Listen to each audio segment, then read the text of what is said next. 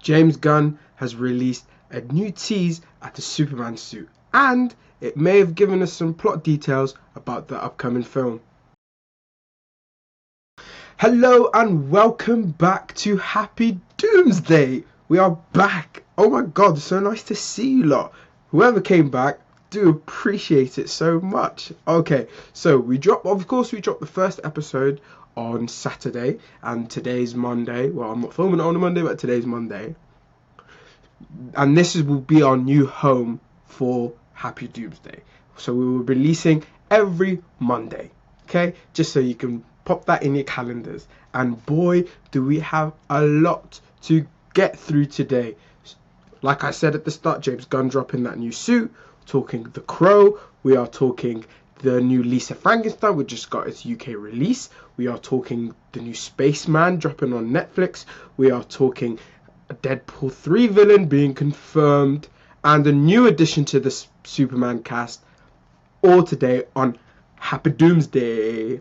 My name is Shadi. Let's get cracking. Okay, like we said, so James Gunn has released a new look at the Superman suit. We've got a gorgeous close-up taken on his iPhone in honor of Kal-El's birthday, and he just dropped it on his Instagram on us like that sweet bastard James Gunn is. Especially with that emblem, it's really reminiscent of the Kingdom Come storyline. So the Superman Kingdom Come first appeared as the main character of the 96 Elseworld miniseries, written by Mark Waid and Alex Ross, and of course the artwork done by the great Alex Ross. So the Elseworld version of Superman shows up in the New 52, where he appears as a member of the Justice Society of America. In the Kingdom Come comic, Kal-El returns to Metropolis 10 years after the attack of the offices of the Daily Planet, an attack which resulted in the death of Lois Lane. Joker was actually killed upon the arrival to his trial by a superhero named Magog, who was acquitted for the murder and labelled a hero, which causes Kal-El to retreat to his Fortress of Solitude. During his absence, a new group of heroes arose, led by Magog. So coaxed back into action by Wonder Woman, Superman returns to our Earth and reforms the Justice League, a new group of heroes including Green Lantern, The Flash, Hawkman, and man like Dickie Grayson, to oppose the new violent group that has been led by Magog.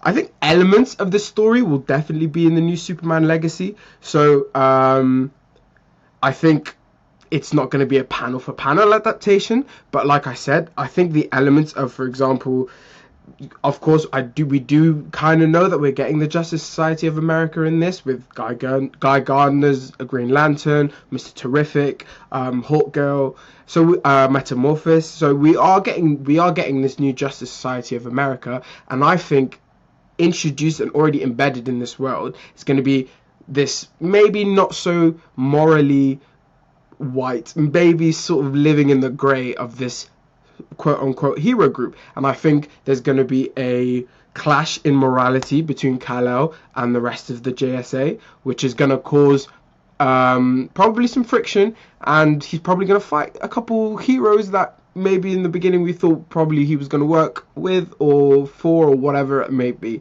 Because I feel like in this new iteration of Superman, a lot of heroes have probably been already introduced, but this specific Kal-El I feel like he's fresh. I feel like he's still pretty fresh at the whole superhero game, and I feel like there are probably already heroes established in this new DC. So, like we said, Guy Gardner and Mr. Terrific, it just the characters he's put in this already kind of just validates that there's going to be this whole like Superman not agreeing with the way maybe the JSA are doing things, and probably that will lead to him forming a group down the line in the DC universe. I hope it doesn't happen in this first Superman movie. I hope we just focus on his relationship with Lois, his relationship with Jimmy Olsen, his relationship with Lex.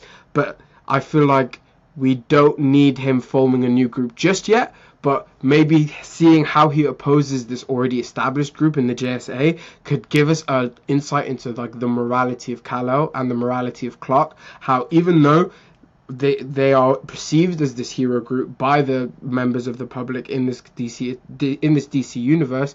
In his head, he still thinks that they could probably do better, and that's just so perfect and epitomizes who Kal-El is. And I feel like that's why James Gunn is going for this storyline, because he wants to return to that sort of hopefulness and that optimism when it's coming to Superman, which, to be fair, we might have lost over the years, and in good, I feel like in good parts, because I enjoyed the Zack Snyder iteration in Man of Steel. I feel like we needed that freshness, but I feel like we are due some hopeful and optimistic Superman. And with the change of title, so of course, just as James Gunn has changed the title, he's officially announced that he's changed the title from originally what was known as Superman Legacy is now just strictly Superman, which I feel like further proves that he's going for this bright, optimistic hero of heroes in Kal-El. And I feel like the why I feel like this is because it's going to be sort of an ode to that original 78 Superman, the Richard Donner's Superman, Christopher Reeves. And obviously Brandon Routh's iteration and the whole Bryan Singer, they tried to stay in that vein, and obviously it was actually a direct sequel to those movies, if you didn't know. So we've played in that before, but that Brandon Routh movie really was a letdown. It really was a letdown, and I feel like it was a direct result of the unmade Superman Lives movie, which I wish we got, like a Tim Burton Superman movie. It sounds amazing. If you want to hear more about this, Nick Cage playing Superman, maybe some of the costumes pictures you've seen of it is a bit misleading, but there are other ones on set which look great, and some of the the concept art, the plans for this movie were going to be so cool and so original.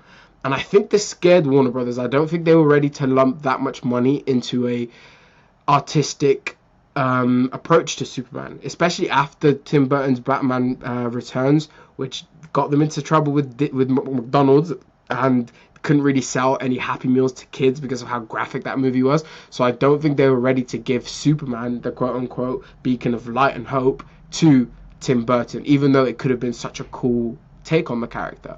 But I feel like we've got that itch scratched a little bit with Man of Steel, and we're ready to actually take a really, really good, fresh, hopeful Superman. And I think we're gonna get that with James Gunn. Another thing that just broke as I was about to record this is that the great Wendell Pierce will be playing Perry White, which I think is such good casting. That's brilliant. Like I thought Lawrence Fishburne as Perry White was good as well in the Snyderverse movies, but Wendell Pierce, he's his stage play of To Kill a Mockingbird on the West End in London, he did so well in that as well. He's just a great actor, and he's got that aura of a Perry White, like a stern but fair father figure to kind of like Kal-El after obviously Papa Kent goes bye-bye. And who do you guys think should play Papa Kent and Mama Kent? I'd be intrigued to hear what you guys think. Is that one worth doing a fan cast for that? I mean, let me know. It might be. You guys might be into that. I don't know. But yeah, that's all the Superman goss we've got for today. Moving on to The Rock being in an A24 movie. You heard me right. The Rock will be teaming up with the one and only Ben Safdie for an A24 film. Okay, let's get to this article then.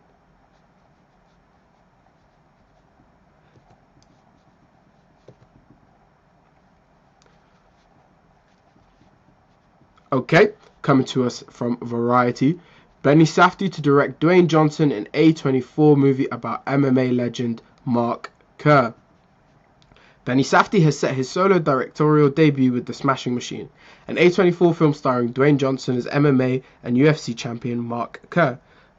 Per A24, the film marks The Rock's move into his most dramatic project and role yet. The movie's logline reads, "The Smashing Machine is a drama based on the story of Mark Kerr, the legendary MMA fighter from the no-holds-barred era of the UFC at the peak of his career.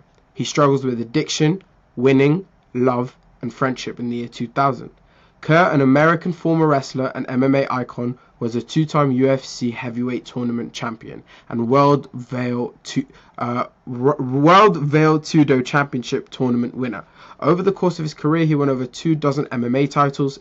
In 2003, Kerr was the subject of an HBO documentary also titled The Smashing Pumpkins. Dwayne Johnson and Danny Garcia's 7 Bucks production will produce alongside Safdie's Out for the Count banner. Eli Bush and David Copland, Safdie and Johnson have collaborated on The Smashing Machine since Johnson first acquired the rights to the project in 2019. A24 joined as a producer and financer. Dwayne and Benny are singular talents, and their shared vision for Mark's inspiring story is electrifying. We are deeply honored to have their trust as collaborators in bringing this incredibly special project to life, said A24's Noah Sacco in a statement. Okay, this is exciting. This is super exciting. And the reason being is because I think The Rock is in need for a little PR refresh. I think audiences are slightly starting to sort of turn on him just a little bit. I think that's partly to do with a few reasons. Firstly, I think it's to do with the whole Black Adam and DC fiasco. I think that makes him kind of come off like a bit of a, I'm trying to steer this in a way that makes this The Rock's universe. Like, no right mind starts a DC universe thinking, yeah, the two leads of my universe are going to be The Rock as Black Adam and Superman. Like, Black Adam and Superman shouldn't, like, Black Adam should not be who your universe is riding on. I'm sorry, I don't care. I don't even care if The Rock's playing him. That shouldn't be the case. So I think that added to it. I also think the things that's been happening recently in WWE has not been helping his case whatsoever. I feel like a lot of it is people are seeing him as this like evil corporate board member, a guy that's out for only his thoughts and only his progression and only his pockets. If you know or you don't know, WWE is probably going through a little great patch, but at the same time a little bit of a rough patch with maybe some of the news and the allegations that are sounding pretty damning. I won't lie, they're looking pretty real. Allegedly, don't want no suing and nothing, but with Vince McMahon and Brock Lesnar and all of that stuff, John Laurinaitis and all those guys. So The Rock swooped in going, okay, let me save this and let me come in and I'm going to headline WrestleMania, even though there's been sort of like years in the making of this darling of the industry, Cody Rhodes, who's probably gone through a great arc, and a lot of people have been on him and been with him for that arc and have been following that arc from his start to becoming a jobber again, to leaving the company, to starting his own company, to coming back, all like in the shadow and the lineage of his father. It's amazing, and they feel like The Rock swooped in and took his shot and is now headlining WrestleMania to do that. I mean, the audience did not react well to it. I feel like the WWE made a slight pivot since they realized this. I don't think, because they did change their plans and now it's Cody that's getting the match, and I don't think it's like the original plan. Like, I don't think that was the original plan. I think the original plan was for The Rock to face Roman, and they pivoted because of the reaction. So, and obviously even bigger than those two is the whole Hawaii thing with Oprah. I don't want to get too much into it because I don't know too much about it, but there are allegations that maybe those two were collecting money for the devastations that was happening in Hawaii, and maybe not all of that money went to the cause, or maybe it wasn't the most truthful way to garner the money, especially when they feel like, why are you trying to ask for so much when you could give so much yourself? That was maybe some of the gist of the thing that was coming towards them. Whether you agree with that or not, that's up to you. But he's not had the best public image right now. So, and people are just getting a bit bored of his shtick, I think. Like, you can only raise your eyebrows and call people a jabroni so many times. You can only do it so many times. No matter how entertaining it was, you can only do that so many times. So I think this is perfect for him. I think this is perfect for him, teaming up with A24, with the cachet they have right now with Iron Claw and all of those great stories they're making and all those great indie movies they're giving platforms to. It's just giving him validation. So teaming up with A24 is a great move. Teaming up with Benny Safdie, now that's what gets me. Benny Safdie, I mean the Safdie brothers in general, they are great. Good Time, if you have not watched Good Time, you need to watch Good Time. That's the movie that I watched and I was like, okay, Robert Pattinson needs to be our next Batman. That movie is incredible. If you haven't seen Uncut Gems, I'm guessing you have, but that's also another Safdie's brother movie. So I think they worked with Kevin Garnett and they made Kevin Garnett look like he can act. So if you can make Kevin Garnett look like he can act, I bet they can probably pull some chops out of The Rock that we didn't think he had.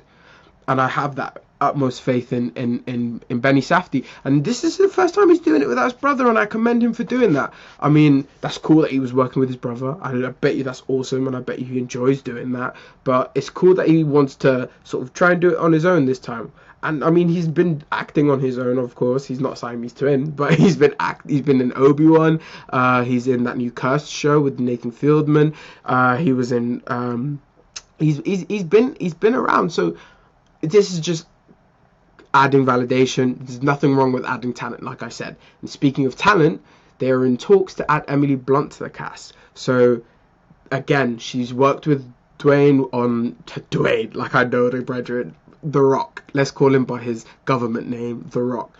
So Emily Blunt has worked with The Rock before on Jungle Cruise, so I think like he might be a bit sort of comfortable with maybe being a bit more vulnerable than he might be used to, especially in the way they're approaching this, because it sounds interesting. I won't lie to you, I don't know the most about Mark Kerr. I've not really heard of him before this.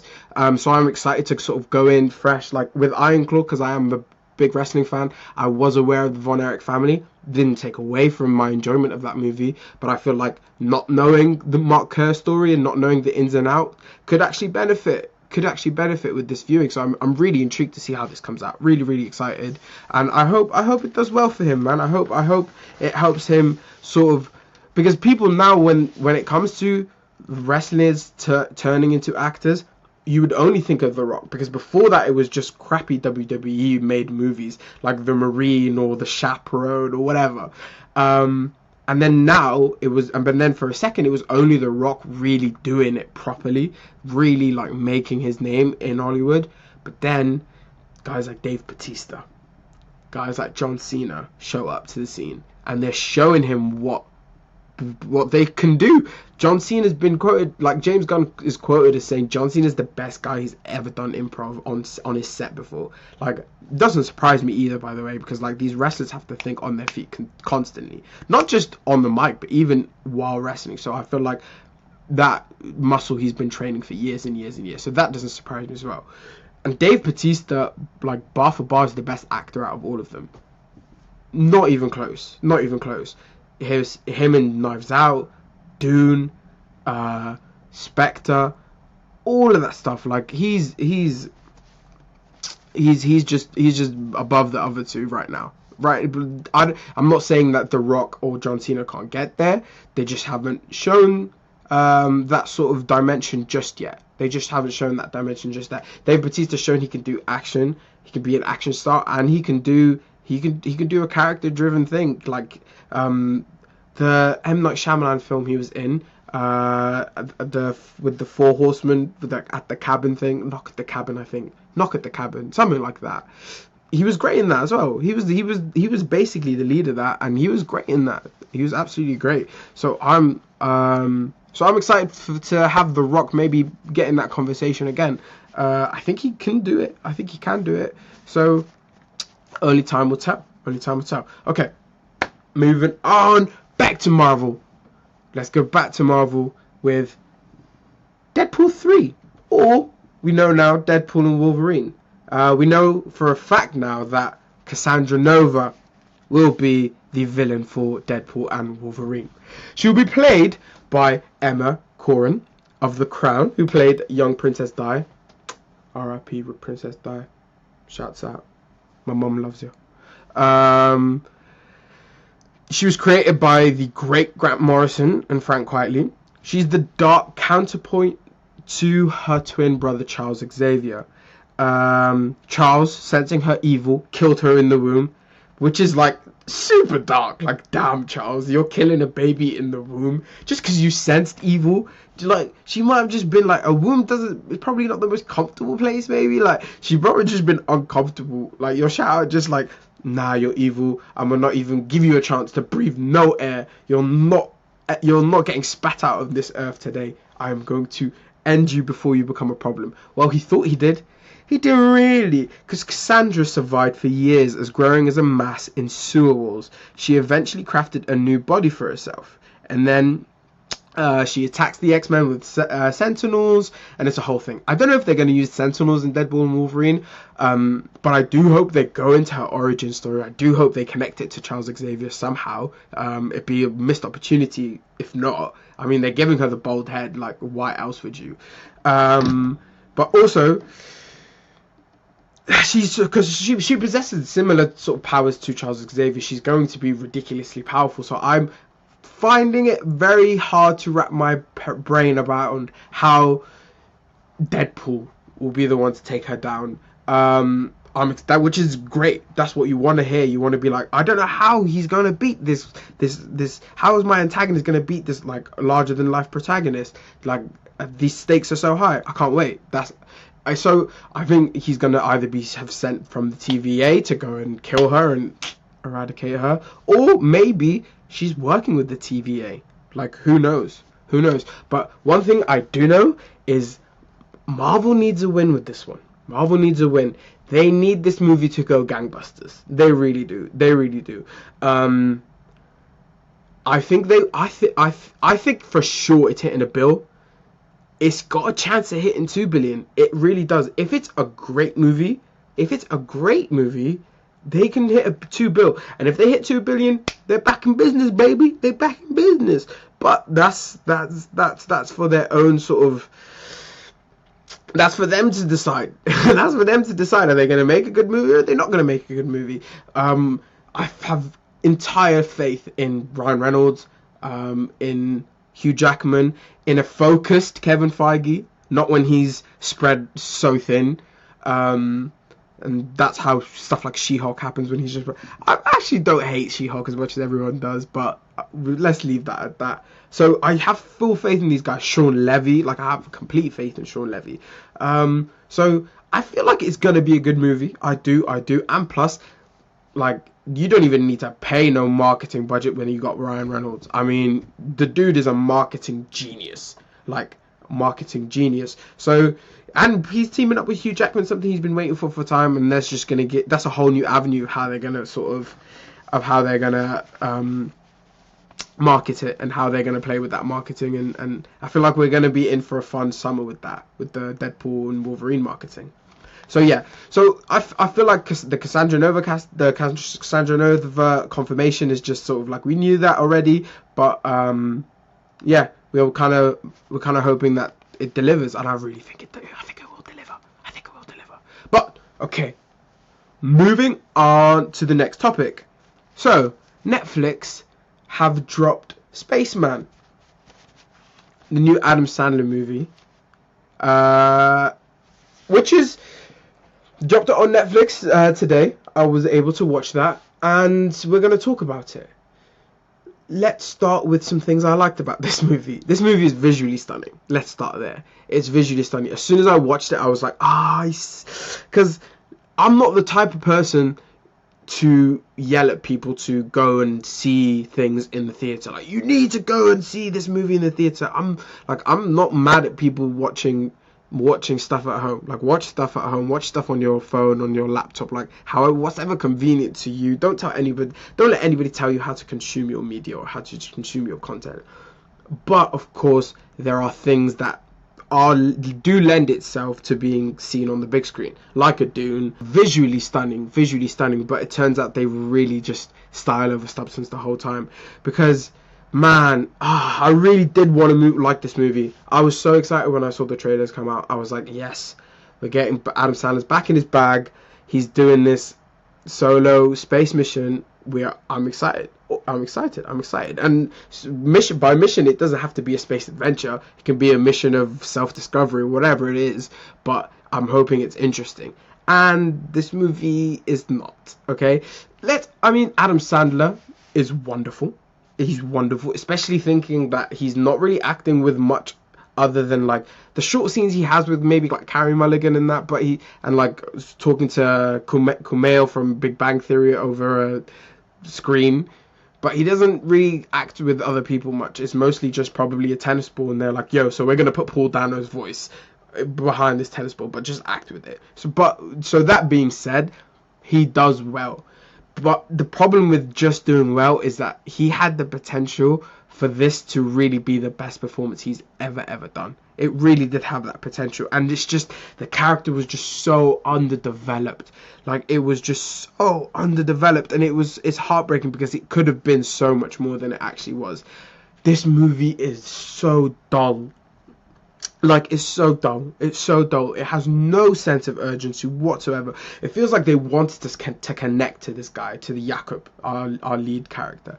It feels like they wanted us to connect to him, and because this whole movie is about him and discovering the issues that went wrong with his marriage to Carey Mulligan, and he's on this journey of discovery with the Spider being voiced by Paul Dano, and they kind of like do some couple counseling. Like, I'm not joking, it's him doing couple counseling with a spider.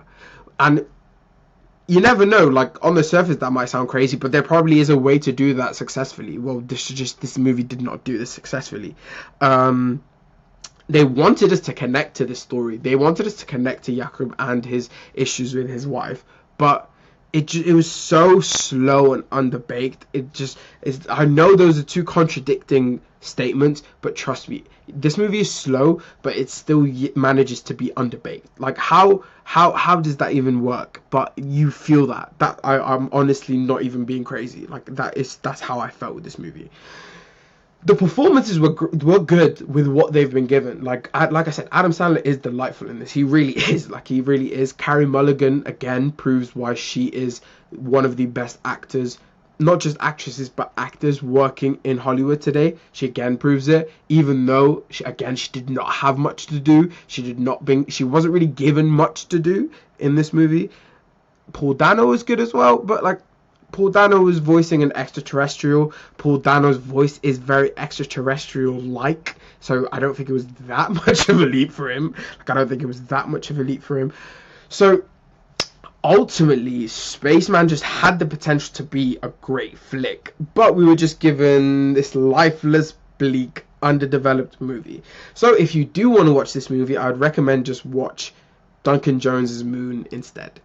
I just think it was a better version of it, and Sam Rockwell kills it in that. Who's, by the way, such an underrated talent. Like, who does not love Sam Rockwell? If you have not seen Sam Rockwell in The Way Back, I highly recommend you watching that movie. Steve Carell's also great in that.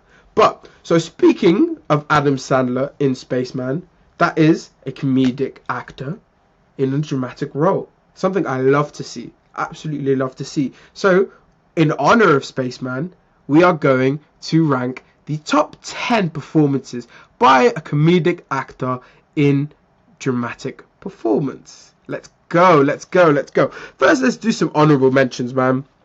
Because there are more than just 10 great performances done in drama by comedic actors. And I feel like some maybe other ones deserve a bit of love too. So I would like to shout out Jason Segel in The End of Tour. He was so good in that movie, playing David Foster Wallace at the end of his book tour,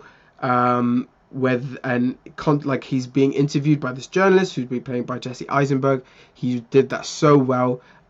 He played it so endearing, but yet had this like sadness to his eyes, which I think Jason Segel like has consistently, even throughout his even with his comedic performances. He still has this just like tint of sadness, like just in his eyes. Like, even Marshall in How I Met Your Mother just felt that, even when he was being goofy and stuff. So, Jason Segel, End of Tour. Honourable mention again goes to Will Ferrell in Stranger Than Fiction, which I think he did a really good job in. Melissa McCarthy in Can You Ever Forgive Me? And another honourable mention to Christian Wiig in Welcome to Me. Okay, let's get into the top 10. Okay, in at number 10 is Bill Hader playing Milo in Skeleton Twins. Skeleton Twins is about Milo, who has just fresh off a suicide attempt and been invited by his sister to go and stay with her, and through him staying with her they kind of overcome some things and like rebuild the relationship that they probably once had. This movie is so good, really good, and the performances are so strong. Bill Hader shows you what he could do, and this was like the preemptive, so before we got the Barry and before we got the It 2, so it was just a teaser of him letting us know, yo, I'm more than just Stefan from SNL. Like, I'm more than just the guy who can do a really good Arnold impression. And he proved that in Skeleton Twins, so shouts out to him. In number 9, we've got Bill Murray in Lost in Translation. That movie is just so good, isn't it? Like, that movie is just so good, and he's so great in it. Him and Scarlett have great chemistry. He does not feel out of place in that whatsoever. Not once did I feel like, oh, this is just Groundhog Day, but he's in Japan. Like, this is just the dude that's like the Ghostbusters dude, like trying to pull at my heartstrings, this lonely brother. Oh, I care. But he actually made you care. He made you care. He doesn't just make you laugh, ladies and gentlemen. Bill Murray does make you care as well. Sometimes he makes you cringe, and that's more Bill Murray than the actual characters he plays. But regardless of that, coming in at number 9 was Bill Murray in Lost in Translation. Okay, moving on. Number 8, Whoopi Goldberg as Celie Johnson in The Color Purple. Again, she's great in that movie. This is just going to be a recurring theme of me going, they're great in this, but she really is great in it. Yes, Elizabeth Banks. Spielberg does have a female-led film. Just because she wasn't a white female-led film doesn't mean it didn't happen. So check out Color Purple if you haven't. Elizabeth Banks. It's worth the watch. I promise. It's worth the watch. And the new musical's good too. So check that one out as well, once you've checked the original. Thanks. Welcome to my TED Talk. Moving on swiftly. Okay. Number 7, we are going with the great Jonah Hill as Donnie in Wolf of Wall Street. Oh my god. We all know the story. He took a pay cut so he can work with his idol Marty Scorsese. Mate, I would pay to just be a fly on the wall while I watch this man direct. He is the epitome of film. He is the Don Donna when it comes to directing. He's my favorite director of all time. He's the greatest. So that's not surprising that Jonah Hill was able to pull off the best performance of his life on a set, on a Marty set. He tells this great story of how on the first day he was super nervous. They were trying to get that scene out, the scene where they meet in the diner. He was just trying to get that out and really wasn't just getting in his own head. And Marty just yelled cut, and he just told him, come here. And he just told him to sit next to him, and he just started reading the newspaper next to him. Jonah Hill was just looking at him reading the newspaper. He didn't say a word to him the whole time.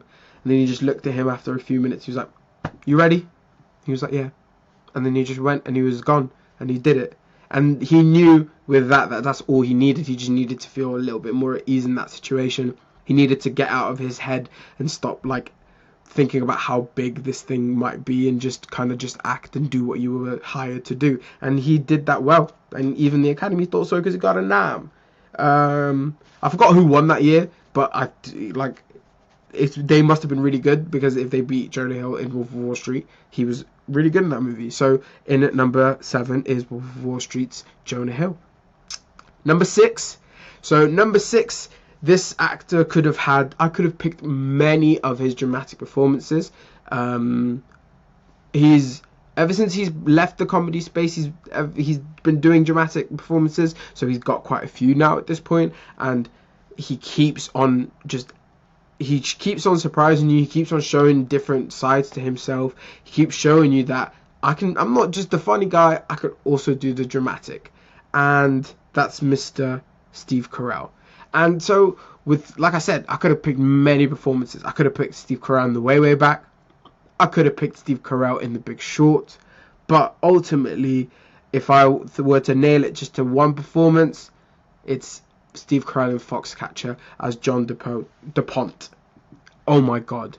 Like, this character literally will send chills down your spine. Like, he's unrecognizable under that makeup. He's got this such an eerie quality to him. He's just like, you just feel uncomfortable being in the same room as him, even though you're not in the same room as him. Just his projection is being viewed into your eyeballs, and you're in a completely different plane of frequency and existence than he is. He's not anywhere. He's not the real person.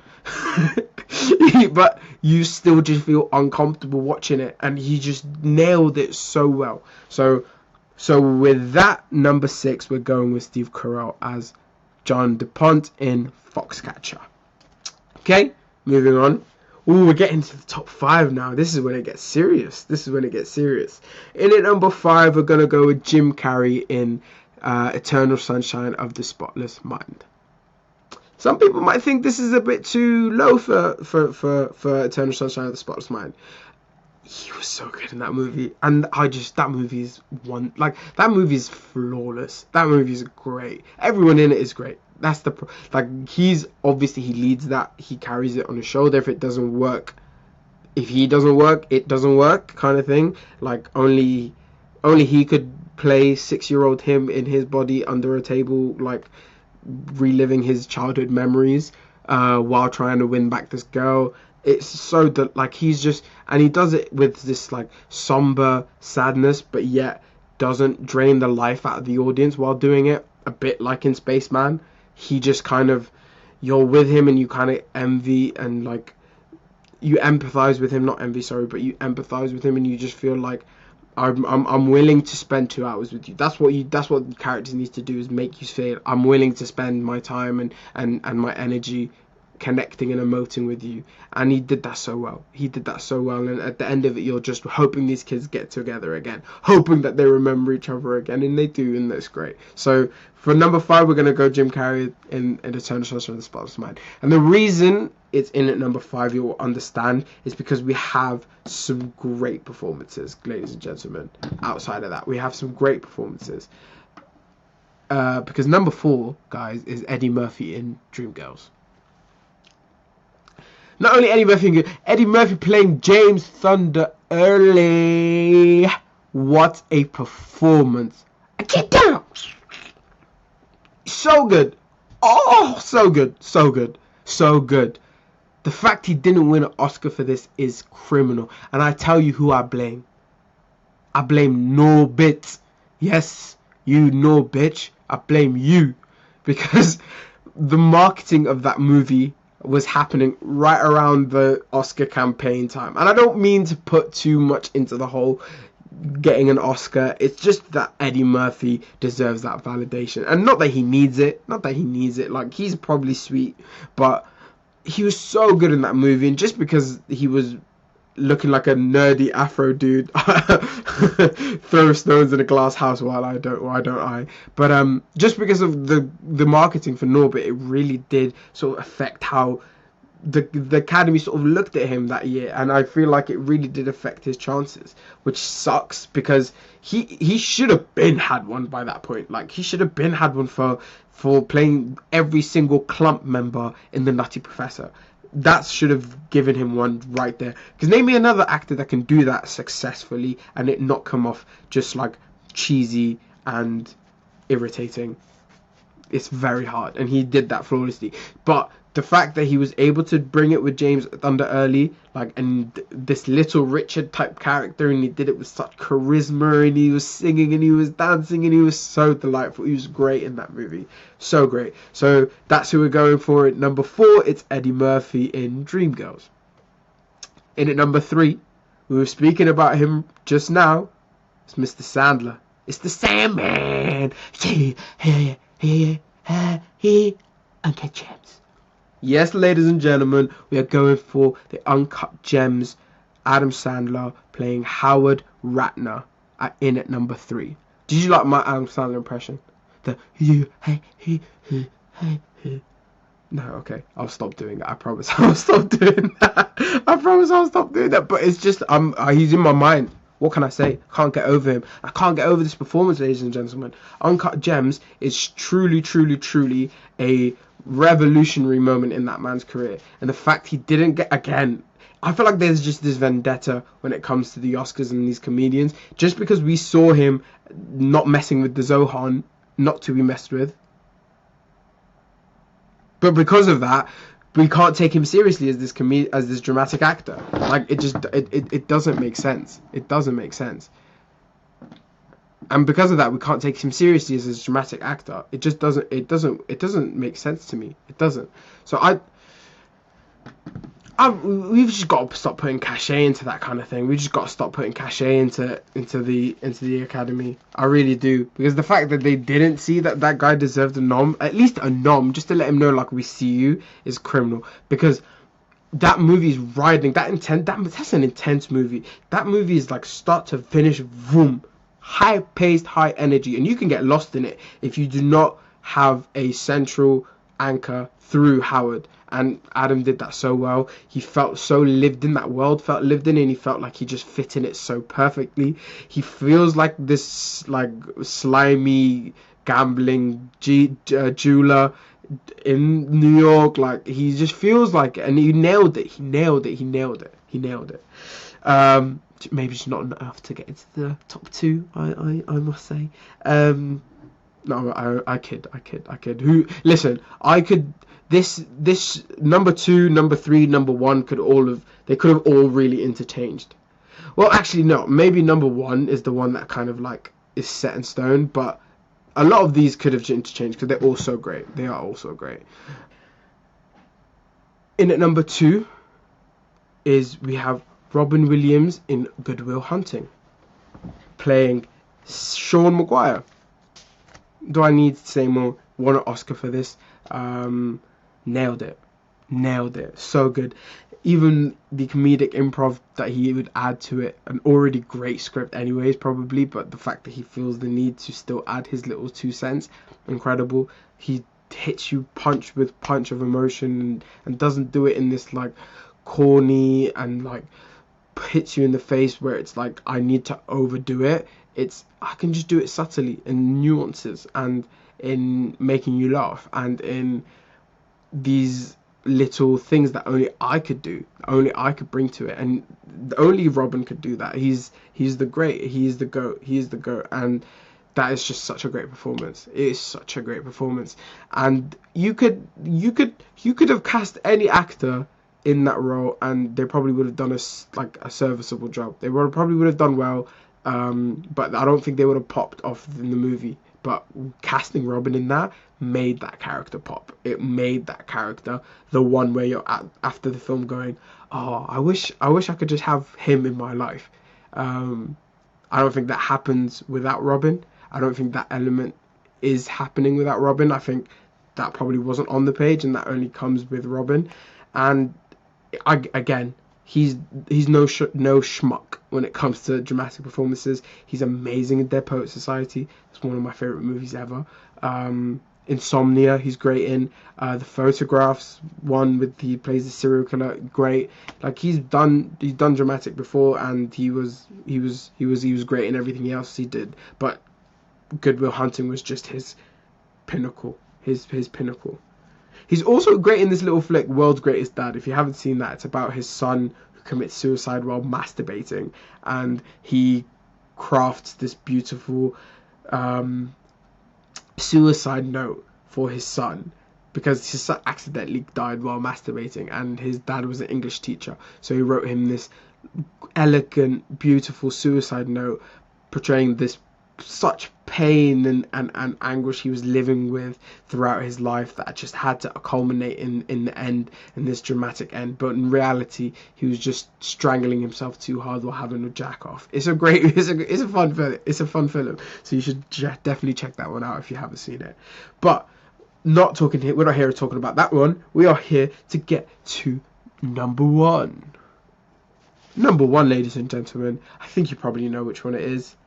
It's Jamie Foxx in Ray. Like, talk about commitment. This man literally would go days with his eyes sealed so he can feel what Ray was going through. It's not even just the acting in that movie. It's the fact that he had to play jazz piano and do it at a level that made Ray Charles happy. That's probably more than any Oscar or any positive review could do for that. Like the fact that you were like, yeah, Ray Charles is happy with me portraying him and me playing his music. That's enough validation he probably needed anyways. But I'm gonna just give him more. What a talent. So good in that movie. Also could have given him to Collateral as well. Like he was great in that as well. Or Django. But he's in Ray, he just takes it up. And Ray is just the one way. It will always probably be synonymous with Jamie Foxx. So yeah, that's the top 10 list, guys. We are running a little behind, so I probably will have to skim through these last ones. But rest assured, we will make sure we get through it all. Ladies and gentlemen, yesterday was the UK release of Lisa Frankenstein. Now, Lisa Frankenstein is a horror / rom-com film directed by first-time feature film director Zelda Williams, the daughter of Robin Williams. Haha, it's like I planned the link. You see what I do? But yeah, Lisa Frankenstein. So I've heard some chatter about this, people saying that it was surprising for a lot of people that they were pleasantly surprised by this movie, and I must say, so was I. This movie is delightful. It's simple. Like, this movie is so adorable. Maybe adorable probably wasn't the right word, but it was so fresh. I loved it. Maybe love is a strong word, but it was fun. It was a really fun movie. So it's about this misunderstood teenager, Lisa, being played by Catherine Newton.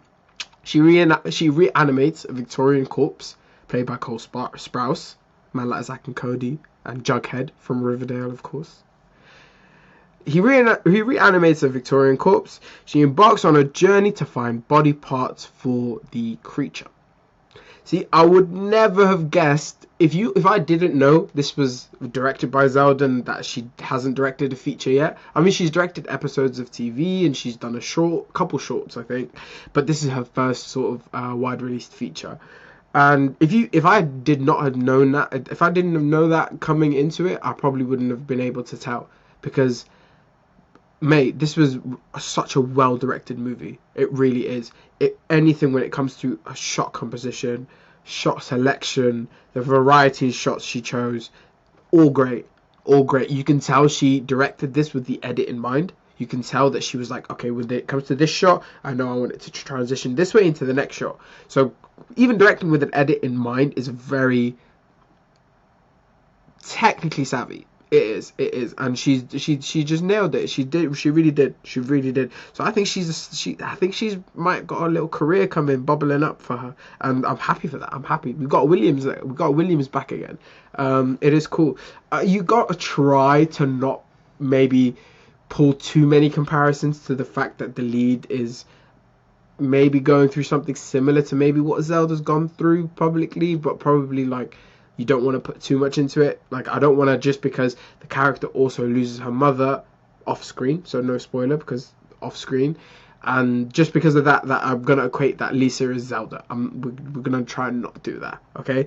But Lisa is a really well written character. She's a fun little character, and Catherine Newton does so well. But even straight off at the bat, like the opening credits was so gorgeous. The animation was done really well. It tells us a little story. It drops us into where we need to be, catches us up. We didn't even know we needed the information until it comes back again. It was so well done. I loved all the references to the old Universal monsters, whether it's Frankenstein or Creature from the Black Lagoon. I know it's not a Universal monster, but they even had sort of references to the 1903's A Trip to the Moon, with the shot of the bullet hitting the eye, very famous shot. Many say it's the first sort of motion picture of all time. So there's sort of little odes there that are fun to sort of pick up. But I mean, Cole Sprouse was good in this as well. He was very good in it as well. Maybe his sideburns were probably better. I don't know who was a better performance, Cole or Cole's sideburns. But Carla Gugino, God save her, Lord keep her for me, 'cause she's so good in everything she's in, and she's probably the main reason why I came in to watch this movie. Of course, as well as people sort of saying they were pleasantly surprised by how much they enjoyed it. But she's great in everything she's in. I love her in Entourage. She's amazing, and she doesn't disappoint. She didn't disappoint. I came in hoping to get a great Carla Gugino performance, and oh my god, does she not disappoint? She's so good in this. She's so you really hate her. You really hate her in this, and she does it so well. This film, man, this film takes some unexpected turns. Like, you'd want to go into this probably not watching any trailers. I mean, it's not Game of Thrones, but like, you don't want it. You try to want to go into this as fresh as possible. I would even recommend not reading the synopsis. Like, honestly, just know that it's obviously someone's gonna get reanimated because it's Frankenstein, and Frankenstein's in the title. But I wouldn't read the synopsis. I wouldn't watch the trailer. I would just sort of go in fresh and have a fun one with this one, because it is fun. What I will say is, one thing I will say, I don't know if this is a recent thing or something, but there's something about teen films and their dialogue. They sound nothing like teenagers. They sound nothing like teenagers. Like, sentences a teenager would never try, vocabulary and a teenager would never attempt. Do you know what I mean? And I blame the CW. I blame you, Mark Guggenheim and Greg Berlanti and all of you guys. I blame you, Riverdale. Riverdale's first season wasn't too bad though, I will say. But I don't know. But then again, do I want the dialogue to sound like a teenager? Like, I probably wouldn't want that either. So it's this funny debate, which I would love to hear your guys' thoughts of. Would you want the authenticity, or do you want great dialogue or great lines? Because I mean, there's this line that one of the characters says, skip if you don't want to hear this line, but she goes, "How can we be Brady if we don't brunch? How can we be Brady if we don't bunch?" Which is, don't get me wrong, that's a great line, but nobody says, no teenager would say that. No teenager would say that. I don't care if it's set in the 80s. No teenager would say that. So what do we go for? Do we go for the authenticity? Do we go for the truth of the moment? Or do we go for what's a good line? What's quotable? What's memorable? It's fun. I mean, if we were Denis Villeneuve, we would probably go for neither, because he hates dialogue. But we're not going to get into that one. But speaking of, in honor of Zelda Williams, and I hope this isn't too offensive, but in honor of Zelda Williams and all those Nepo babies working in Hollywood today, I thought I would do top 10 Nepo babies working in Hollywood right now. Why not? Seems like a cool, fun idea. Thought I would do it. I hope it doesn't offend anyone. By doing this is sort of my top 10 acting working today kind of thing. They're acting right now. And if you're in the list, it means I think you're good, and that means that I think they're good, and of course they probably had advantages being so and so's son or so and so's daughter or so and so's nephew or whatever. But it's that nepotism is only a problem when they suck, and it's only a problem until you see them succeed, until you see them perform, and then you're like, oh, okay. It's like when you hear that O'Shea Jackson Jr. is playing Ice Cube. Like, Ice Cube's son's playing Ice Cube, ugh. But then you see it, and then you're like, oh, okay, we've got a new actor that we like, because he killed it. And then we kind of stopped talking about the nepotism, because they deliver. So we are gonna go with top 10 actors working. And here's the thing: we're only gonna go with for actors. So people like Sofia Coppola and Zelda Williams will not be involved in the list. And also, I'm trying to also do their descendants of other actors, just so I can sort of narrow the list a little bit. We don't want to go people that are related to producers, or maybe related to musicians like a Liv Tyler, or producers like a Timothy Chalamet. We're not doing that. We're just going to go strictly to their parents were also big actors or actresses. Okay, let's do some honourable mentions first, because I feel like these people maybe honourably, maybe dishonourably deserve a mention. First, someone I'm not like I know a lot of people do like him. I'm not too crazy about, but Scott Eastwood. He's paved the way right now for himself. Performances in Pacific Rim, Suicide Squad. So he's got a career now, and apparently he used to go out on auditions with a different last name and wouldn't tell people he was Clint Eastwood's son. I refuse to believe that. But shout out to him, because he's doing his thing, and how can you hate? Another honourable mention to Scott Caan. I didn't even know he was James Caan's son until very recently. He's in the Hawaii Five-0 reboot. He's also got a role in Entourage. So yeah, Scott Caan, I do enjoy him, and when he shows up, I'm never mad at it. Like, it's very hard to fit into that Entourage group. They tried it with their old Queen's buddy, the bald big dude. It didn't really work out. The fans weren't that big on him, and Doug Liman just kicked him out, and they went back to the original four. And then Scott Caan's character sort of creeps in towards the end, and he's actually kind of worked. So the fact that he was able to do that just shows that he's definitely got some level of and some capability when it comes to acting. So Scott Caan, honorable mention. Another honorable mention, Harley Quinn Smith. I'm a big Kevin Smith fan, and wasn't the biggest Yoga Hosers fan, but I can tell why he made that movie, and I can also see why he made Jay and Silent Bob Strikes Back reboot. I love that. I love Jay and Silent Bob Strikes Back. Reboot was good too. Reboot was fun. I again completely understand why he made that movie. He definitely wanted to, I'm gonna make this for my kid, and I want to show the world how cool and fun Harley is, and especially with a name like Harley Quinn, you better be fun and cool. And she's honestly like so likable, and she really is likable in the movie she's in, and she doesn't take me out of anything, and I'm not just like, ugh, this is just Kevin Smith's daughter. Like, of course she's going to be in the new Tarantino movie, of course she's going to be the lead in the next Jay and Silent Bob flick, but I don't feel like that after I watch the stuff she's in, so that's a testament to her. So Harley Quinn Smith, and she's kind of hot. Moving on. But and last honorable mention is, we are going to Scott Levy. I love Schitt's Creek, and Eugene Levy is a legend, absolute legend. And I like Dan too, so Dan Levy pops in there. I have not seen Good Grief yet. I've heard mixed things about it. I will check it out at some point. I don't think I will review it on this though. Just don't seem like people would probably want me to review that. I don't think people would watch that. Let me know if you would, but let's get to this list, shall we? Let's get to this list.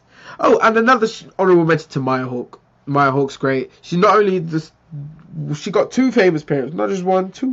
Remember in Sky High when it's like you can have a superpowered parent and a superpower parent, and you could be a normie, but you could also be a superpower. Usually though, people are just one superpower parent and one normal, and they always end up superpowered. Well, she's got two superpower parents, and she's got superpowers, because Maya Hawke is pretty cool too. She's good. I like Maya Hawke. But we're actually going to get into this list now. In at number 10, we got Jack Quaid from The Boys. Very likable as Huey. Fun fact about Huey. Huey was actually, in the comic book, designed to look like Simon Pegg. And hence why we got Simon Pegg as Huey's dad in the first season of The Boys. Just as a little nod to Robert Kirkman. And yeah. Fun. Not Robert Kirkman, that's Invincible, sorry. But yeah, just a little nod to the original comic books. So yeah, we're going with Jack Quaid in number 10. In at number 9, we're gonna go Jason, and of course Jack Quaid is the son of Dennis Quaid. In at number 9, we're going with Jason Schwartzman, who is the nephew of Francis Ford Coppola. I love Jason Schwartzman. He's great in everything he's in, whether it's a Wes Anderson flick, whether he's in a Judd Apatow movie, whether he's Scott Pilgrim's ex that he needs to fight. He's good in everything he's in. He's also got a indie band called Coconut Records. They actually got a couple bangers as well. I would recommend checking them out. So yeah, we're gonna go with Jason Schwartzman at number 9. In at number 8, we are going to go with O'Shea Jackson Jr. When I originally heard that Ice Cube's son will be playing Ice Cube in the Straight Outta Compton biopic, I was like, ugh, they're doing that. Like, they're making a BET version of Straight Outta Compton. Like, I don't want to see this. And then the first few images came out, then the trailer came out, then the movie comes out, and I have other problems with that movie. I like the movie. Maybe Dr. Dre was made to look out like a superhero a little bit, but that's neither here nor there. But O'Shea Jackson did a great job playing his dad. So great that now he's a working actor. Obi-Wan, The Long Shot, Ingrid Goes West. He's doing his thing right now. So number 8, we're gonna go with O'Shea Jackson Jr. In at number 7, she's unfabulous. It's Emma Roberts. Big ups to the people that remember that reference, because day after day, it's unfabulous. And everyone around me is unbearable. I'm gonna be the one unstoppable. It's better, I'm fabulous. Oh yeah, it's better, I'm fabulous. I might cut that out. If I didn't, you're welcome. Okay, but Emma Roberts, the niece of Julia Roberts, she's great as well. Obviously, we've got Unfabulous. We've covered that already. Do we want encore? No? Okay, we're good? Okay, we're good, fine. She's with the Millers. She's also in Madame Web. If you haven't checked out Madame Web yet. Oh, how I hate we didn't start Happy Doomsday just a couple weeks earlier so we could talk about Madame Web. But I'm sure we'll get the chance to at some point. Especially with the potential sequel I rummaged around right there. And also, Dakota Johnson is also a Nepo baby. She's Don Johnson's daughter. So yeah, in its number 7 though is Emma Roberts. In at number 6 is Wyatt Russell. I love Wyatt Russell. He's great in his Black Mirror episode. He's got a different energy than his dad, Kurt Russell. He's definitely got a different energy to him. But it works. He's good in 22 Jump Street as well. If you remember, that's one of the first kind of things I remember seeing him in. Again, he's also in Ingrid Goes West. He's our dark Captain America from Winter Soldier and Falcon and the Winter Soldier. He was great in that as well. And that episode where my man was just bashing the shield onto Big Man's face and just the blood going everywhere. And I'm like, oh, damn. Okay, this Captain America's got bodies. He got bodies. So Wyatt Russell, again, you get to a point where you just kind of like, this is an actor, Wyatt Russell. He's not Kurt Russell's son. Of course, when he's in stuff with Kurt Russell, it's more of a reminder. But yeah, I mean, he's killing it on the new Godzilla show as well. So Wyatt Russell in at number 6. In at number 5, it is the one and only Zoe Kravitz. Oh my god, I love her so much. She is gorgeous, number 1. She is talented, number 2. And she is the daughter of probably the best looking couple to ever exist, I think. Let me know if there are any better looking couples than Lenny Kravitz and Lisa Bonet. Like, Lenny Kravitz is a handsome man. That's one handsome man. And Lisa Bonet is probably the sexiest woman, especially Lisa Bonet circa 90s, probably the sexiest woman to ever walk this earth. I believe. I definitely believe. And Zoe, sorry, resetting. But Zoe Kravitz is great. High Fidelity Show. She's Catwoman. Big Little Lies. Like, Zoe Kravitz is great. So we have her in at number 5. In at number 4, guys, is John David Washington. Of course, the son of Denzel. He's in things like The Black Klansman, Tenet. He's probably about to just have even bigger of a career than what he's doing now. Of course, he's in, like, how much bigger do you need to be the star of a Spike Lee movie and the star of a Nolan movie, obviously. But I mean, he's probably going to lead a couple franchises soon. Like, he's gonna get to that level. He's gonna get to that level where he's a household name.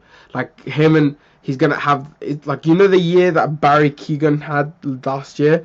I think this year's probably gonna be Paul Mescal. I think it's gonna be Paul Mescal's year, and then very soon after, I think it's gonna be John David Washington. Very soon after.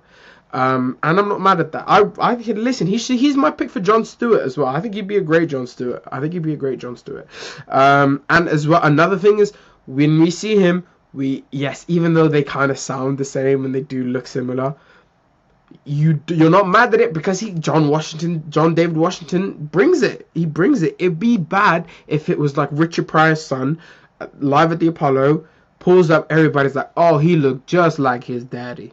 And then he opens up his mouth and he did not perform just like his daddy. He bombed. But these guys aren't doing it. And John David Washington probably has one of the biggest shoes to fill in terms of everyone else on this list. Denzel's probably the hardest shadow to get out of. Like, he's probably got it hardest, and he's done it flawlessly. He really has. Number 2, the great Nicolas Cage. What is there to say that hasn't been said about Spider-Man Noir? What is there to say that hasn't been said about Big Daddy? What is there to say that hasn't been said about the dude that was in Face Off? What is there to say that hasn't been said about the dude that was in that crappy Ghost Rider movie?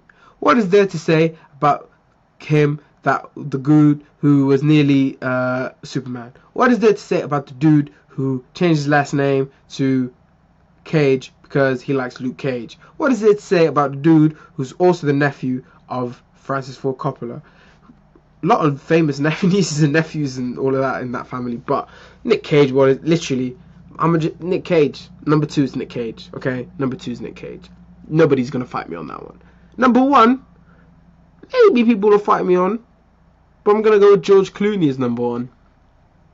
If you didn't know, George Clooney is the son of Rosemary Clooney, an actress from old Hollywood. I don't think it does make him a nepo baby technically. I don't think he probably grew up rich by all accounts. He doesn't say he did, but still counts. George Clooney, number 1, the worst Batman of all time, that's for sure. And I don't blame him in particular. I still think there's probably a world in which George Clooney could probably be a great Bruce Wayne and a great Batman. I still think he was actually a pretty good Bruce Wayne. He was a crappy Batman, but I think there's a world where he could probably do great for both. Just maybe not in a Joel Schumacher film that had light up phones and back credit cards. But we're not here to talk about Batman and Robin. I would love to do a watch along for Batman and Robin at one point. So let me know if like a watch along or stuff like that is something you guys would want. But George Clooney at number 1, like whether it's the Descendants, the Ocean's movies, like he brings it whenever he needs to bring it. Fantastic Mr. Fox, like George Clooney is George Clooney, and there's a reason why he's George Clooney. That's what I'm gonna say. Okay, and that's the list, guys. Let me know what you thought about my list. Did I get anything wrong? Did I miss anybody out? If I did, let me know. And speaking of you guys, I appreciate you guys, man. Especially the ones that are still watching now. And the fact you came back on our separate episode, our second issue of Happy Doomsday, the Happy Doomsday Show, guys. And I'm so glad to have you guys.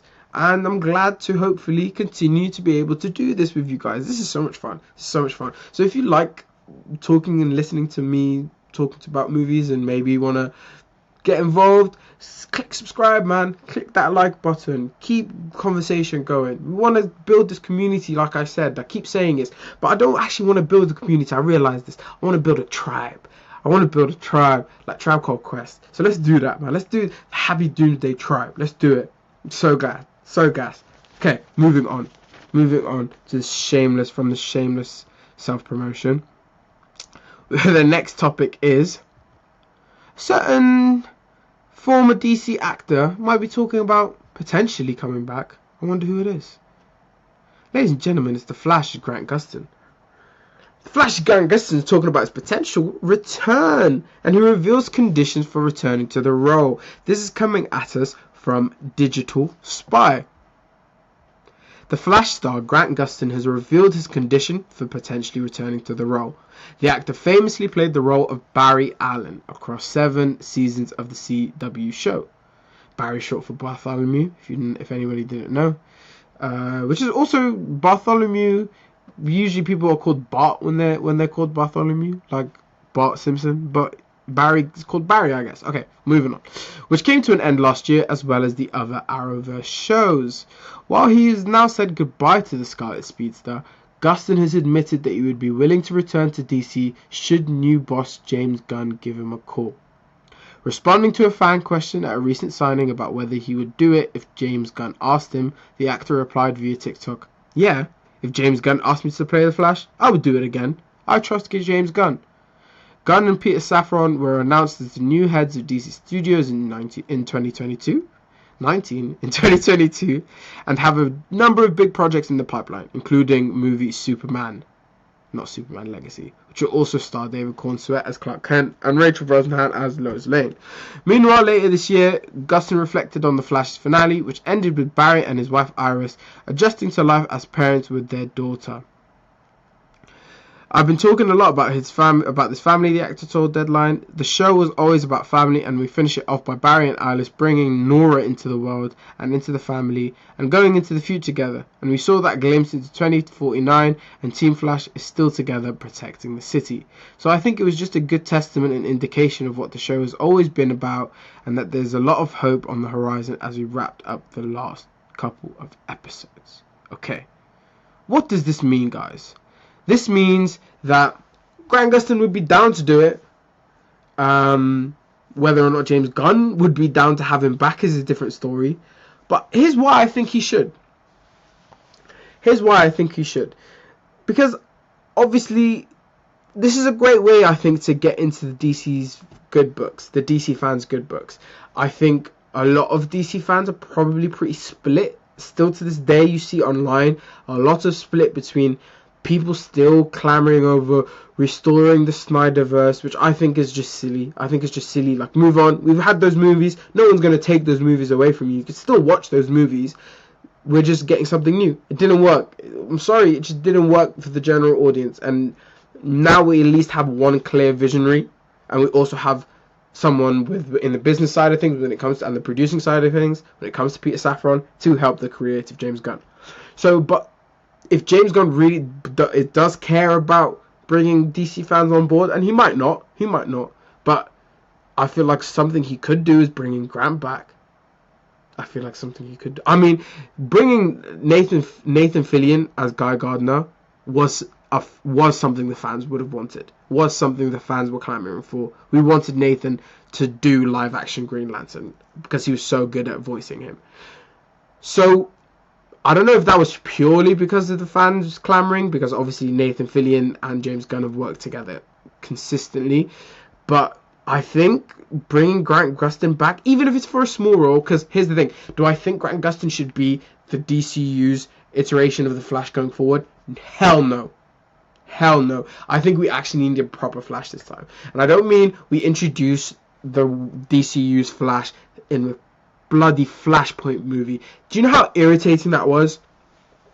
Do you know how irritating the fact that we never got like a Flash origin movie? Really, we didn't really get one. Like, yes, they've kind of found a way to interweave his origin into the Flash movie, and we still haven't gotten the reverse Flash on the big screen yet. There's so much to do before bringing in Elseworld Flashes, because let's be honest, if they were to bring in Grant Gustin, it would be as a variant Flash, an Earth 2 Flash, an Earth whatever Flash, which I think they should do. I still think they should do, also to make do with the fact that he wasn't in the Ezra Miller Flash, in the Muschietti Flash. The fact that he wasn't in that also lends itself to James Gunn potentially bringing him back, because if he was in that movie, you can close the chapter and you can kind of move on. But the fact that he was kind of slighted, and even the fans feel like that he was slighted, because the CW shows are really important to fans. The CW shows is responsible for such an ignite in superhero clamor, and I don't think people realize that, how big that sort of CW Arrowverse movement really was, and how many people watched it, turned into superhero fans because of it. And I feel like it's underrated in its sort of mapping out in terms of this huge the superhero IP-ness and the superhero history 101. The CW shows should be part of the curriculum. If we're talking about the movies and the shows that impacted general audiences and sort of at least started to give them, maybe, hey, what about if there are multiple universes? What about if this guy can grow really small? What if just introducing these concepts and these characters that maybe 10, 15, 20 years ago probably wouldn't work, maybe, but just these slight introductions of these things in the CW, I feel like really helped audiences like assimilate to these maybe out there cosmic stories that they probably wouldn't have been beforehand. And I feel like the Flash's like footprint, and the Arrow especially, more Arrow than the Flash, but that whole universe, that footprint in superhero lore is a lot of the time overlooked. I really do believe so. And by bringing Grant back, can just give that nod to James Gunn's fans and people that are probably not his fans, just telling them like, hey, I see you guys, I understand how much you loved Grant as the Flash, and here's the go. We'll have him show up in a Flash movie on the big screen, so you get to see him, and we get to like start healing over that last Flash movie, which I don't hate, by the way. I don't hate that Flash movie, but I do hate the fact that Grant wasn't in it. I do hate the fact that Grant wasn't in it. So there's an opportunity maybe there for amendments to be made, hopefully. Okay, we really need to hurry up, and good thing is we only have one more topic, and for that topic we shall return back to we are going back to Vanity Fair. Well, not back to, but we are going to Vanity Fair. Okay, so Vanity Fair, right? First look at The Crow flies again with Bill Skarsgård and FKA Twigs. Excuse me. More than 30 years after the tragedy struck the Brandon Lee version, director Rupert Sanders launches a new incarnation. Okay, let's start very, very quickly with my overall sort of... Okay, let's go back to this. Let's go back. I'm back, sorry. Just before we get back to the article. My overall feeling of a Crow reboot is it might be needed. It might be needed. This version is not what we needed. This is not what we needed. No, what are we doing? What are we doing? This movie is cursed. It's always been cursed. I even feel a little scared talking about it, I'm not gonna lie. This movie's been cursed from day one. From day negative 300. The universe did not want this movie to be made. And I'll tell you why. Let me go through a list of actors that were attached to this movie before Bill Skarsgård was. And when I tell you, it's a list. First, we've got Mark Wahlberg. Thank the heavens that didn't go through, because that just would have been a train wreck. Yeah, I'm the Crow. Oh, no, that would have been so bad. Oh my god, whoever's idea that was, what casting agent needs to get fired for that? I don't know. Next, we've got Bradley Cooper. Never would have been my choice for it, but Fairs, I would have still gone to see it because I love The Crow. But I'm glad that didn't happen. Then it was attached to Luke Evans. That's when I started getting excited. I was like, ooh, I could see a Luke Evans doing this. I love Luke Evans. Good old Welsh boy.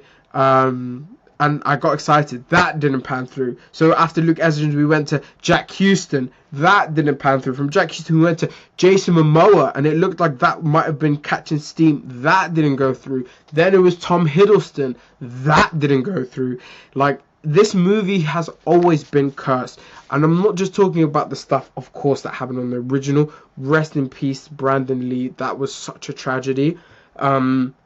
It was such tragedy, and it's really sad, and it's obviously not nice that The Crow is such a great movie and it turned out to be such a such an iconic sort of staple in pop culture, and it's attached to that terrible tragedy, which I don't think is all that much of an accident as much as people probably say it was. So this movie is cursed in general. I'm just saying, this movie is bound to fail.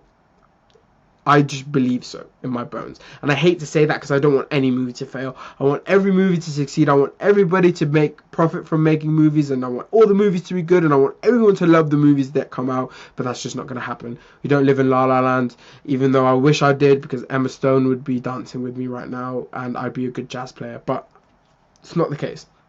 And I don't live in La La Land. So let's get to the article. Okay, Bill Skarsgård's probably known in this country as the guy beneath Pennywise's creepy clown grease paint in the recent It Chillers. But that will likely change when audience get their first look at the Swedish actor and director Rupert Sanders' new big screen take on The Crow. Skarsgård steps into the role of goth rocker Eric Draven, who, along with his lover Shelley, FKA Twigs, is brutally murdered when the demons of Shelley's past, in the form of a deliciously insinuating Danny Houston, catch up with them. Caught in a limbo state between the living and the dead, Eric sets out to avenge their deaths, walking the gossamer fine line between the natural world and the supernatural one. What drew me to this opportunity was to make a dark romance, something that dealt with loss, grief, and ethereal veil between life and death, and reaching through that, says Sanders, whose previous credits include 2012 Snow White and the Huntsman, Ew, and 2017's Ghost in the Shell. Now, Ghost in the Shell, whitewashing casting aside, is not that bad of a movie. I will say that. I will admit that. I do not think it was an awful movie. And to be fair, I didn't watch the anime, so anime fans don't come at me. Realizing he's beginning to sound a little emo, the Brit laughs and adds, "Look, I grew up listening to Joy Division and The Cure." Hey, that doesn't make us... I mean, if that makes me emo, I love The Cure. Come on. Yesterday I got so old I thought that I could die. And this, you got a lot of me singing on this episode, guys. I'm sorry about that if you don't enjoy that. And this movie is a bit like the Cure song, The Beauty of Melancholy. You know the thing about me singing as well? I feel like, because I'm banned in my house from whenever I leave the four walls of my room. Let me get this.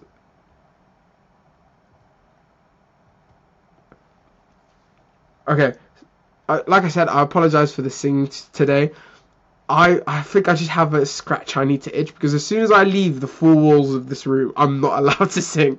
Like, my siblings yell at me, my sisters start crying, my parents don't like it. So this is the only place I'm allowed to do it, guys. So, like, let me be, please. Let me be. Let me be. And you guys can't also not like me singing as well at this point, because then I just can't express joy anymore. Okay, back to me not expressing joy and talking about this crappy reboot. Okay, can we go back to... Let me just go back to... I don't want to go back to the article per se. I just want to take a look at this character design again. What in God's name is this? What the hell are they doing? This does not... This looks a bit better. It does look a bit better. Now listen, I'm not asking you to copy Brandon Lee, sorry. That would have been a different movie if it was Jason Lee. But I'm not asking you to copy Brandon Lee's makeup for the original. But I need to know straight away, though, that's The Crow. And this one maybe sways me a little more, I will say. These don't, though. These look like Ryan Gosling from Drive. And I'm hoping that this is before he dies. I'm hoping this is from before he dies. This one. And I'm hoping that this is when he actually becomes the Crow and he's living in that in-between space. But to me, when I see that, I see Jared Leto's Joker. I see Ryan Gosling in Drive. I don't really see the Crow. I'm not optimistic about this movie. I'm not expecting it to do well. And you know who else isn't expecting it to do well? Sony. That's why they were like, oh, The Crow's coming out? Okay, Bad Boys, let's move you a week forward so you can drop on the same day as The Crow, and we're going to beat its ass. Because that's how confident they are in Bad Boys 4. Which, by the way, probably, like, I'm surprised to see, I'm intrigued to see how that might come out with the whole Will Smith, like, post-Will Smith saga. Because I feel like people are, like, I feel like audiences would see another Bad Boys movie. That the new Bad Boys movie was okay. Ending was weird. Like, I didn't expect there to be magic. But I think audience will see another Bad Boys movie. So the fact that even Sony were like, yo, guys, guess what's coming out? Guess what's coming out on June 7th? The Crow. Let's drop our shit on that day. And they did. And they moved up a week, and now they're dropping and competing with The Crow. And Bad Boys is going to beat it. Even though I'll probably go see The Crow first. But Bad Boys is going to beat it. Well, that's the end of the show for today, guys.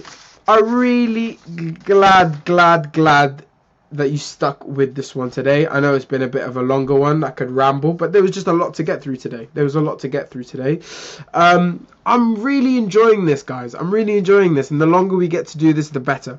I hope you guys join us in this journey. I really hope you guys can do me the honor of joining my tribe, joining this tribe. It's not my tribe, it's our tribe. Joining the Happy Doomsday tribe. It would mean the world to me. I'm not the most. I don't have much going on when it comes to, like, I mostly just go to work. I prep for shooting podcasts. I prep for shooting my short movies, or whether it's post-production on the series we've got coming out soon, Until the Roach.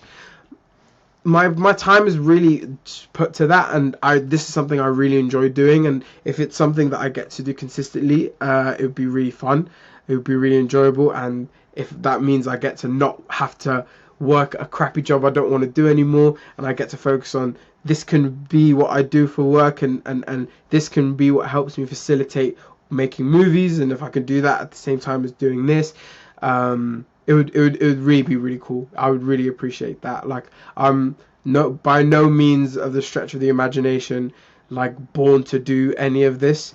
I'm an okay speaker. I'm very shy, awkward as a human being sometimes. So this was a bit of a leap trying to do this, especially in the beginning. Before, if you remember, I was doing a bit of the YouTube, but now I'm trying to do the video podcasting thing. And I hope you enjoy listening. I really do, and I hope you guys stick with it. I really do, because I want to stick with it. And if the more of you that join our tribe, the better the set gets, the better the equipment I can afford, the better the guests I could potentially bring on. Like, it just all just grows and grows and grows and grows into, like, hopefully something I can be proud to give to you guys, and proud content I can make for you guys. Like, I have so many ideas that I'd want to bring to you guys that can't happen just yet, just because we just need to get that ball rolling, and I hope you guys can be there for it. So yeah, I'm gonna leave you to it. Drop a like, try subscribing, and I'll see you next Monday. Right, salam mofos.